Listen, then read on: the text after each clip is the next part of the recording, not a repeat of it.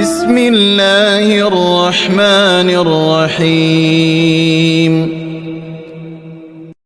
Kiat teman-teman sekalian untuk dekat dengan Allah Subhanahu wa taala adalah kata kuncinya paksakan ibadah dan paksakan tinggalkan dosa. Harus dipaksa. Harus kita paksa jiwa kita ini. Cambuk jiwa itu, cambuk dengan ilmu dan keimanan. Mulai sekarang saya mau on time sholat di masjid, tidak mau ketinggalan. Apapun konsekuensinya, paksain. Sesuatu kalau sudah dipaksakan dan menjadi sebuah kebiasaan akan enak dikerjakan. Otomatis. Tapi kalau kita kendor, sesekali saja dikerjakan, maka akan luluh seperti biasa umumnya. Begitu pula dengan dosa. Paksain diri untuk tinggalkan. Lihat yang haram, turunkan pandangan. Mau beli sesuatu, tahan tangan itu supaya tidak beli. Paksa. Nggak ada masalah kok. Tangan kita nggak putus kalau kita nggak beli DVD film yang tidak benar misalnya. Nggak masalah kok. Kuping kita nggak copot kalau kita nggak dengar musik misalnya. Alihkan ke Al-Quran. Setan goda, lawan. Jangan terus-menerus kendor imannya seperti kerupuk. Sedikit diramas sudah hancur. Ini jangan. Sampai kapan Bapak Ibu mau terus berlale-lale dalam jauh dari Allah SWT? Sementara iman itu levelnya sangat jauh. Makin kental, maka makin terus, sampai para ulama mengatakan kenikmatan iman akan terus dirasakan oleh seorang hamba selama dia terus mendeteksi dirinya dan juga dia berusaha bermuhasabah setiap detiknya. Ini sudah ketaatan bukan? Ini sudah ketaatan bukan? Ada kemaksiatan ditolak sama dia. Harus begitu. Dan harus kita mulai dengan diri kita sendiri dengan cara memaksanya. Gak bisa enggak. Kita kalau nggak paksa nggak mungkin. Harus Bapak Ibu sekalian. Orang lain telepon nanti kita atau lihat perubahan, kamu alimnya, ingat majelis ilmu seperti ini Bapak Ibu sekalian. Saya sering ulangi kalimat ini. Saya nggak datang jauh-jauh dari rumah saya ke sini untuk menghibur Bapak Ibu cerita dongeng atau hibur Bapak Ibu dulu sini sejam 2 jam. Ini bukan. Ini kita sedang bahas wahyu. Wahyu ini penyampaian dari Tuhan Allah pencipta langit dan bumi untuk membawa pada perubahan. Kalau Anda hadir di majelis ilmu dan Anda pulang setelahnya terasa, ya kenapa ya saya kayak merasa ada beban nih, kayak saya merasa bersalah, kadang-kadang kita menangis, itu semua peringatan dari Allah SWT. Ambil, oh ini berarti kebaikan, itu kebaikan karena Allah mau dengan perasaan itu kita berubah. Ada perasaan untuk berbuat dosa jadi takut karena sudah ada di pengajian, itu tanda keimanan. Termotivasi untuk mengerjakan ibadah, hadir lagi di majelis, iya. Begitu teman-teman lihat kamu alim ya sekarang, iya alhamdulillah saya sangat bersyukur sama Allah. Jangan malu ucapin itu. Alhamdulillah saya berubah, saya merasa luar biasa, saya bersyukur sama Allah karena Allah masih bisa berikan keselamatan saya sebelum saya meninggal. Mudah-mudahan kamu juga bisa rasain ya keimanan saya. Motivasi dia supaya dia mau ikut. Ini enggak, kamu sekarang alim ya, masa pakai jilbab begitu, kenapa kamu pelihara jenggot, masa azan harus selalu ke masjid. Kemudian oh iya ya, udah sini aja sholat sama saya. Kendor, sholat di rumah. Kendor, ganti lagi kembali jilbabnya jilbab gaul dan seterusnya. Ini sampai kapan kita mau tergoda nih kira-kira? Waktu terus berjalan. Ingat, setiap peluang ibadah, Bapak Ibu sekalian, ingat Allah peringatkan Anda dan saya seperti cuma ini, penyampaian, dan kita yang mengubah diri kita. Tidak mungkin saya mengontrol Anda satu-satu di rumah Anda, atau tidak mungkin Allah Subhanahu wa taala menurunkan tangan dari langit. Tetapi Allah Subhanahu wa taala memberikan kepada kita penyampaian dan berikan hati nurani untuk bisa menyentuh hati nurani kita agar kita melakukan, ya, mengerjakannya. Harusnya begitu. Jangan pernah malu untuk berubah menjadi orang lebih baik. Yang malu itu kalau kita menjadi orang lebih buruk. Ingat, peluang-peluang ibadah yang Anda sudah sia-siakan, wallahi Bapak Ibu sekalian, demi Allah Anda akan sesali nanti. Di hari kiamat nyesal, ya Allah, kenapa dulu saya nggak puasa Senin itu ya? Nyesal, ya Allah, kenapa dulu saya nggak sholat tahiyat masjid ya? Saya malah duduk di depan masjid cuma ngobrol-ngobrol. Ya Allah, kenapa dulu saya nggak maksimal bacanya cuma surah pendek ya? Kenapa nggak surah panjang ya? Ini ibadah saja bisa kita sesalin, apalagi kalau dosa, malah lebih parah itu. Menyesalnya luar biasa, tapi nggak ada gunanya. Peluang-peluang ibadah yang Anda sudah sia-siakan tidak akan pernah bisa diperbaiki. Nggak bisa. Ini tadi kalau ada orang tidak ikut sholat sama kita berjamaah maghrib misalnya, kemudian mereka ikut di pengajian lalu merasa tersentuh, coba ya saya ikut dari awal ya, memang betul penyesalan bagus, tapi sudah dicatat dan tidak akan pernah berubah di buku amal. Pada hari itu, jam itu, sholat itu telat, pahalanya beda dengan orang yang awal waktu. Apa yang membuat dia telat? Ya dia sendiri, konsekuensinya. Jangan gitu. Makanya motivasi Nabi SAW sangat banyak untuk mengerjakan sholat di awal waktunya, motivasi untuk di saf pertama, motivasi untuk tidak ketinggalan takbiratul ihram pertama imam, semuanya itu untuk menjaga hubungan dengan Allah Azza wa Jalla. Jadi untuk dekat dengan Allah harus memaksakan diri dalam ibadah dan harus memaksakan diri untuk meninggalkan dosa. Bagaimana tangganya untuk sampai ke sana? Ilmu, majlis ilmu. Hadir di majelis ilmu seperti ini Bapak Ibu sekalian, saya bukan mengatakan karena saya menyampaikan, siapa saja di antara teman-teman dai yang sampaikan, semoga Allah ikhlaskan niat kita semua, itu harus dihadiri, harus hadiri majelis ilmu akan mengubah kita. Kalau tidak, dengar, bawa Walkman, bawa headset, bisa dengar di HP kita. Sekarang bisa daripada kita nonton, orang banyak habisin pulsanya hanya nonton YouTube hal-hal yang tidak ada manfaatnya. Nonton ceramah tuh, dengarin sambil belanja, sambil macet di jalan, pasang headset di kuping, kemudian kita dengarin ceramah-ceramah itu. Tambah ilmu dengan ilmu, tidak ada kata cukup. Kata para ulama salaf, ilmu itu, ilmu syar'i yang merupakan tangga membawa kita kepada hubungan dengan Allah yang sangat baik, karena dengan keimanan akan muncul, iman akan muncul dengan ilmu itu, ya dia akan memberikan setengah hidupnya dengan cara kita membayar dia dengan seluruh hidup kita. Nggak bisa. Seminggu sekali itu nggak cukup, nggak cukup. Apalagi ada orang sebulan sekali, apalagi ada orang cuman kalau lagi ada waktu lowong, ini nggak bisa. Kita sibuk Bapak Ibu sekalian memberikan makan tubuh kita, makan makanan, minum macam-macam variasi, betul untuk fisiknya sehat, tapi ruhnya kurus, krempeng, sakit, itu luar biasa. Tapi kalau kita balik, fisik kita yang biasa cukup kenyang sudah, tapi ruh kita berikan kesehatan yang luar biasa. Orang kalau ruhnya yang sehat Bapak Ibu sekalian, semuanya jadi kecil buat dia. Julaibib radhiyallahu anhu, sahabat Nabi itu, saking kecilnya badannya itu sampai diangkat oleh Nabi SAW dengan satu telapak tangan karena kecilnya badannya. Tapi di perang ya Uhud dia bisa membunuh 7 orang kafir. Tidak ada hubungannya dengan kecil badannya, tapi ruhnya kuat, besar. Waktu Nabi SAW balik dari perang Uhud dan terkalahkan oleh orang-orang kafir Quraisy dengan hikmah Allah Subhanahu wa taala, semua sahabat waktu itu mati syahid 70 orang di Uhud, sisa 630 orang bersama Nabi SAW, semuanya terluka, dan minimal luka sahabat waktu itu minimal 7 luka, sabetan pedang, hantaman tombak, sobekan, pokoknya luka semua sahabat. Sampai ada sahabat sudah nggak bisa jalan karena kakinya sobek, punggungnya sobek, dinaikin di kuda, tiba di rumah tinggal dibaringin. Lihat bagaimana para sahabat mengetahui bagaimana hubungannya dengan Allah Subhanahu wa taala dengan ilmu yang sudah tertanam yang Nabi SAW tanamkan dalam hati mereka, bisa mengubah segala sesuatu.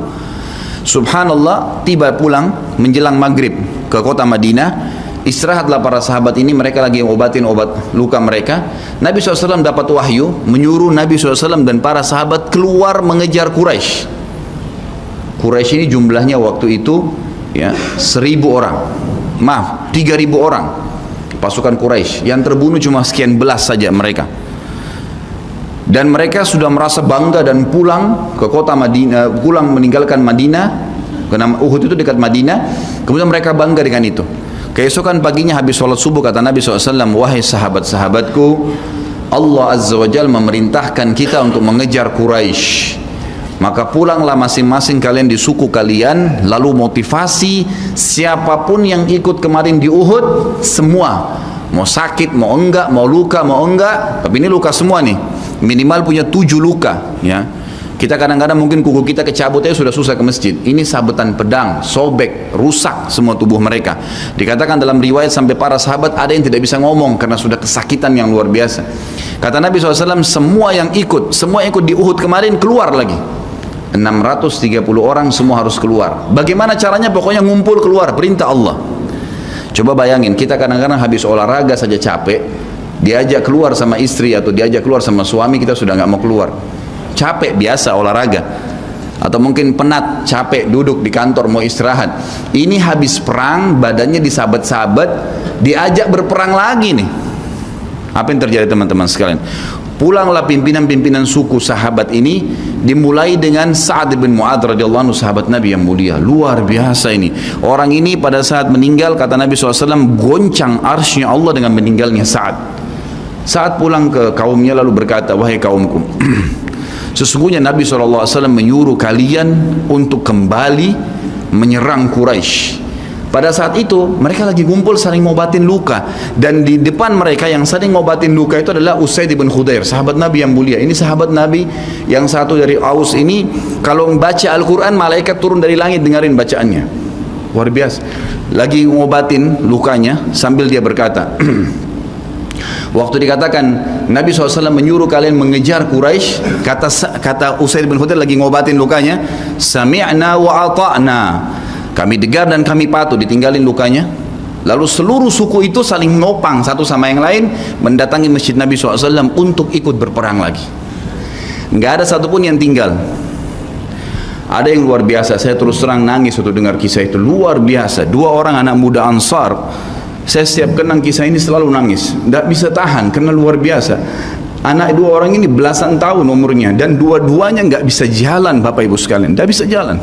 Luar biasa, sudah sobek kakinya, sobek punggungnya, bahkan dikatakan di bagian leher ada irisan, di bagian lehernya ada irisan, gitu kan. Kesakitan. Dua-dua ini diturunkan dari kuda, ditidurkan, adik kakak ini. Tapi saya tidak ingat, namanya tidak disebutkan dalam kisah, tapi ini kisah luar biasa. Dan kemarin kebetulan Imam Masjid Haram atau saya lagi umroh nyebutin kisah itu juga. Hampir satu masjid orang menangis mendengarkan kisahnya.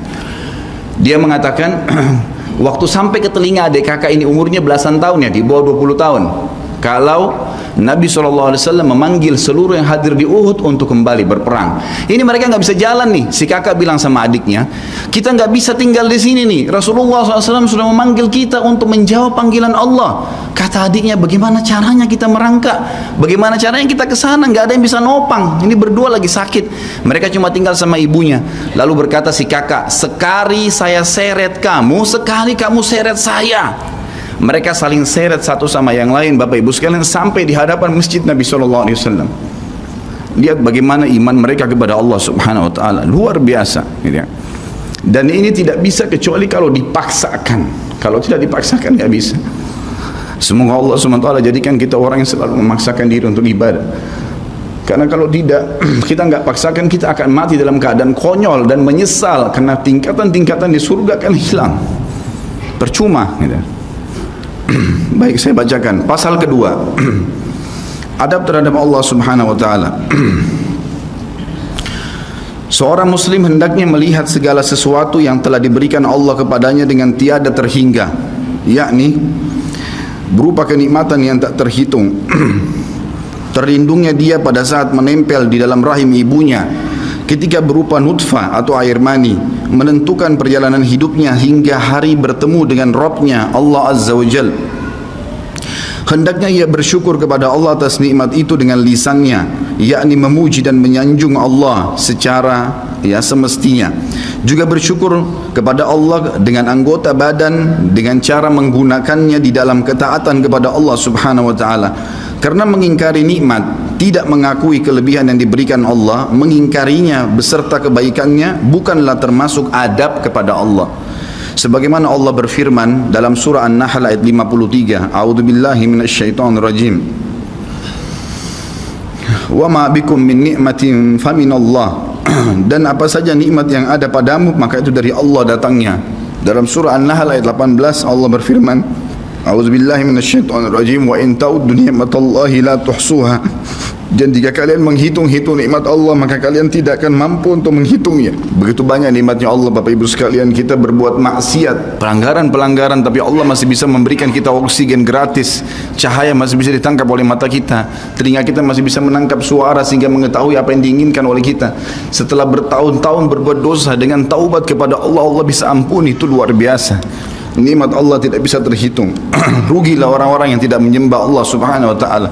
Dan kalau seandainya, kata Ibnu Taimiyah rahimahullah, orang-orang yang bermaksiat kepada Allah itu tahu bagaimana nikmatnya keimanan yang ada dalam hati kami ini, sehingga kami bisa menangis dan kami bisa merasakan dekatnya dengan Allah, bahkan merindukan surga dan selalu merasa diri jauh dari neraka, maka niscaya mereka akan membelah dada-dada kami dan mengambil keimanan itu, karena mereka tidak akan pernah merasakannya. Keimanan akan membuat makanan sederhana menjadi mewah, tidur di tempat yang biasa akan menjadi nyaman, bahkan cobaan seberat apapun menjadi kecil buat kita, karena keimanan kepada Allah Subhanahu wa Ta'ala. Dan itu sebuah nikmat. Itu hanya bisa dirasakan kalau kita betul-betul memaksakan diri beribadah kepada Allah Subhanahu wa Ta'ala. Allah berfirman dalam surah Al-Baqarah 152 dari selanjutnya, A'udzubillahi minasyaitonirrajim. Fadhkuruni azkurkum washkuruli wala takfurun. Ingatlah selalu aku, kata Allah. Selalulah berzikir, selalulah patuh, selalulah kerjakan ketaatan-ketaatan. Nikmatilah yang halal, jauhilah yang dilarang, maka aku akan ingat kepada kalian. Bayangkan kalau seorang presiden mengingat kita, bagaimana bangganya kita disebut-sebut nama kita di hadapan orang-orang yang di sekitarnya. Bagaimana dengan Allah pencipta langit dan bumi yang mengingat kita. Dan bersyukurlah kepadaku dan jangan kalian mengingkari nikmat-nikmatku. Oleh karena itu, tidaklah beradab jika seseorang lari kepada sesuatu yang tidak memiliki tempat pelarian, bersandar kepada yang tidak memiliki kemampuan apapun, serta bertawakal kepada yang tidak mempunyai daya dan kekuatan. Allah Subhanahu wa taala berfirman dalam surah Hud ayat 56, A'udzu billahi minasyaitonir rajim, ma min dabbatin illa huwa akhidun binasiyatiha. Tidak ada sesuatu atau tidak ada suatu binatang pun melainkan dialah yang memegang ubun-ubunnya. Allah Subhanahu wa taala memegang semuanya. Harimau pun yang buas. Demi Allah Bapak Ibu sekalian, kalau anda minta kepada Allah, tidak akan bisa menerkam anda. Pasti itu. Api pun tidak membakar Nabi Ibrahim alaihissalam karena memohon kepada Tuhannya api itu. Semuanya bisa berubah dengan hubungan kepada Allah Subhanahu wa taala. Ini kekuatan yang luar biasa ini. Seseorang kan sangat tenang hidup dimanapun asal dia jaga hubungannya dengan Allah Subhanahu wa taala. Dalam surah Az-Zariyat ayat 50, Allah Subhanahu wa taala berfirman, A'udzu billahi minasyaitonir rajim, fafirru ila Allah inni lakum minhu nadhirun mubin. Bersegeralah kalian kembali kepada Allah, taatilah Allah. Sesungguhnya aku sebagai pemberi peringatan yang nyata dari Allah Subhanahu wa taala kepada kalian. Nabi SAW mengingatkan orang-orang Mekah pada saat mau turun ayat ini. Beliau mengatakan, wahai orang-orang Quraisy, apakah kalau saya mengatakan bahwasanya di luar kota Mekah ini ada pasukan yang akan menyerang kalian, kalian akan percaya apa yang saya ucapkan? Kata orang-orang Quraisy, tentu saja hai Muhammad, karena kami tidak pernah dengar kamu bohong sekalipun seumur hidupmu. Maka Nabi SAW segera menunggangi keadaan tersebut, mengatakan, wahai Quraisy, ketahuilah sesungguhnya saya utusan Allah dan di belakang saya ini ada azab yang menyedihkan. Jangan sampai kalian kufur. Jadi Nabi SAW sudah mengingatkan, ikutin ini, nikmatin apa yang diperintahkan, apa yang dihalalkan, jauh yang dilarang, kalian akan bahagia.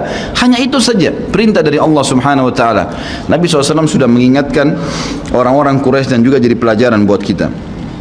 Juga dalam firman-Nya surah Al-Maidah ayat 23, A'udzu billahi minasyaitonir rajim, wa 'alallahi fatawakkalu in kuntum mu'minin.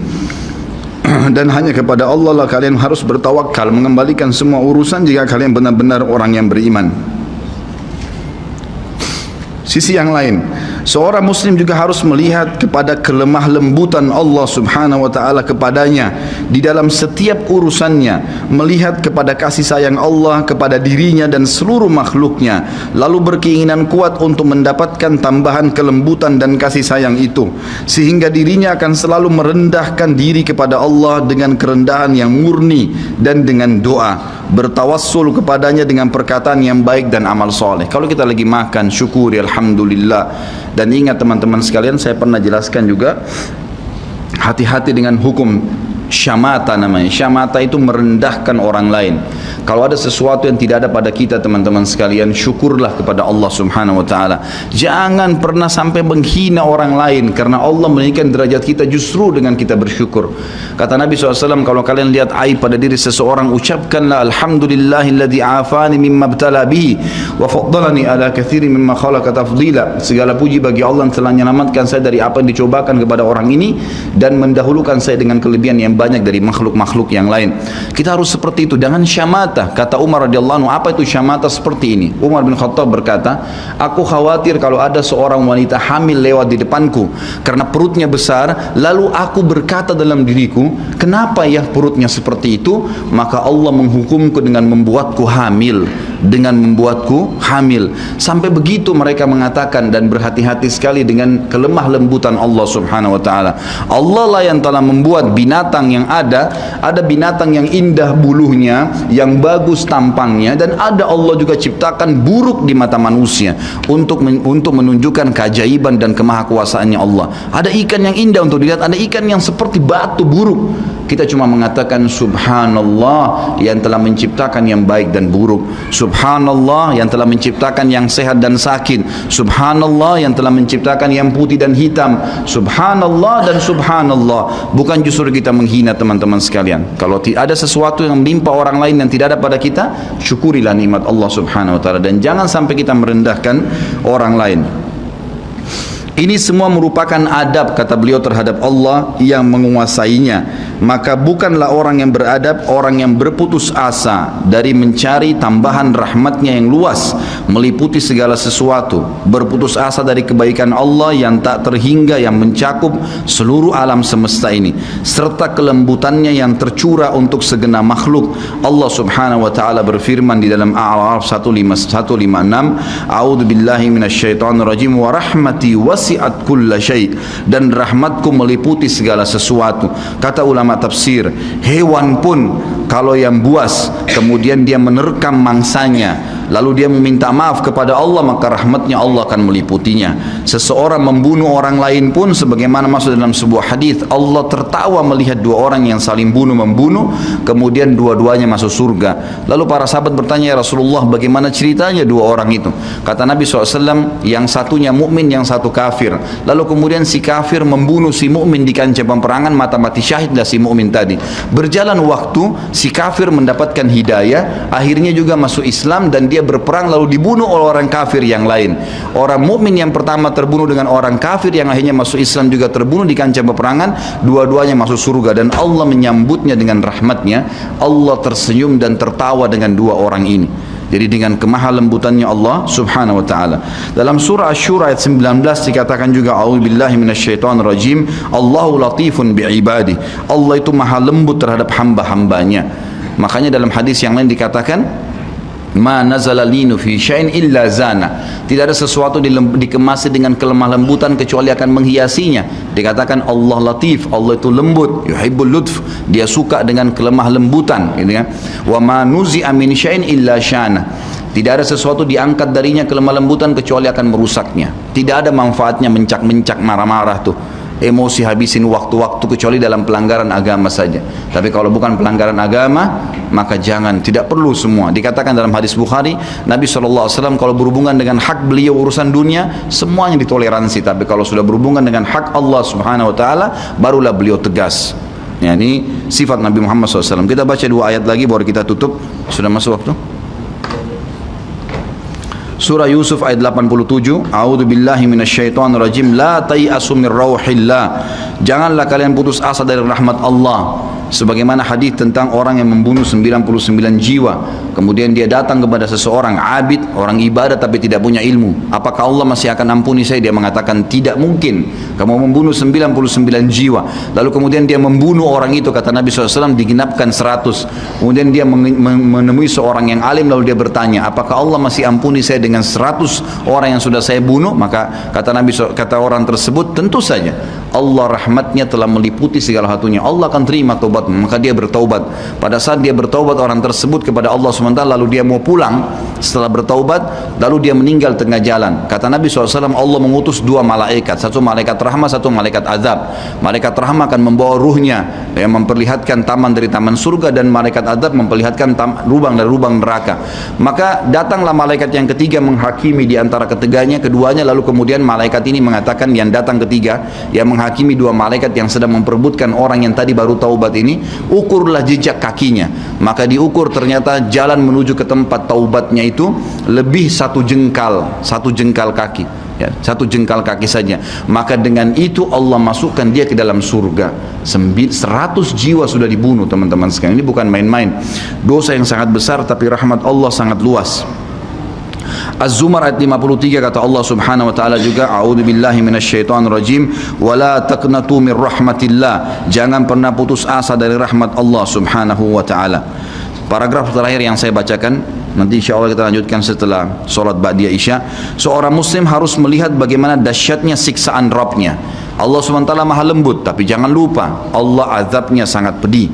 Seorang muslim harus melihat bagaimana dahsyatnya siksaan Rabbnya, kerasnya azab dan kecepatan hisapnya. Kalau datang seketika, gitu kan? Dan tidak ada yang bisa bendung, sehingga dia bertakwa atau takut kepadanya, menjaga diri terhadapnya, serta meninggalkan segala kemaksiatan. Maka ini pun merupakan bentuk adab kepada Allah, sehingga tidaklah seseorang itu beradab menurut orang-orang yang berakal apabila ia menentang Allah dan berlaku aniaya atau zalim, padahal ia seorang hamba yang lemah, namun justru menentang Rabb yang maha perkasa lagi maha kuasa, maha kuat lagi maha perkasa. Dan Allah berfirman dalam surah Ar-Ra'd ayat 11, A'udzu billahi minasyaitonir rajim, wa idza aradallahu biqaumin su'an fala maraddalah wa ma lahum min dunihi min wal. Dan apabila Allah menghendaki keburukan terhadap satu kaum, maka tidak akan pernah ada yang bisa menolaknya, dan sekali-kali tidak ada pelindung bagi mereka selain Dia. Kalau Allah sudah menghancurkan, maka tidak akan pernah ada yang bisa membendung. Juga dikatakan dalam surah Al-Buruj ayat 12, A'udzu billahi minasyaitonir rajim, inna batsya rabbika lasyadid. Sesungguhnya azab Rabbmu benar-benar keras. Jadi teman-teman, jangan tantang Allah. Kalau Anda buat dosa, lindungi, tutupilah dan bertaubat kepada Allah. Jangan tantang, enggak mungkinlah masa Allah haramin, ya sudah diolok-olok orang yang berbuat ketaatan, ini berbahaya. Karena kalau datang azabnya Allah, Bapak Ibu sekalian, menyakitkan sekali, sangat luar biasa. Saya sarankan juga Anda bisa ya melihat di YouTube azab-azab Allah, itu akan banyak cuplikan yang orang-orang memang kena kutukan dari Allah Subhanahu wa taala. Bisa mudah-mudahan menambah iman kita. Ayat yang terakhir adalah surah Al-Imran ayat 4 yang bunyinya, A'udzu billahi minasyaitonir rajim, wallahu azizun dzuntiqam. Allah itu maha perkasa, maha mulia, dan Allah mempunyai balasan siksaan yang sangat keras. Ingat, Allah memang maha pengampun, tapi Allah juga dari sisi lain azabnya sangat keras. Maka harus hati-hati Bapak Ibu sekalian dalam menjaga hubungan dengan Allah Subhanahu wa taala. Nanti kita lanjutkan lagi dengan yang tersisa setelah salat ba'diyah insyaallah. Subhanakallahumma bihamdika asyhadu an la ilaha illallah astaghfirullah wa atubu ilaih. Wassalamualaikum warahmatullahi wabarakatuh.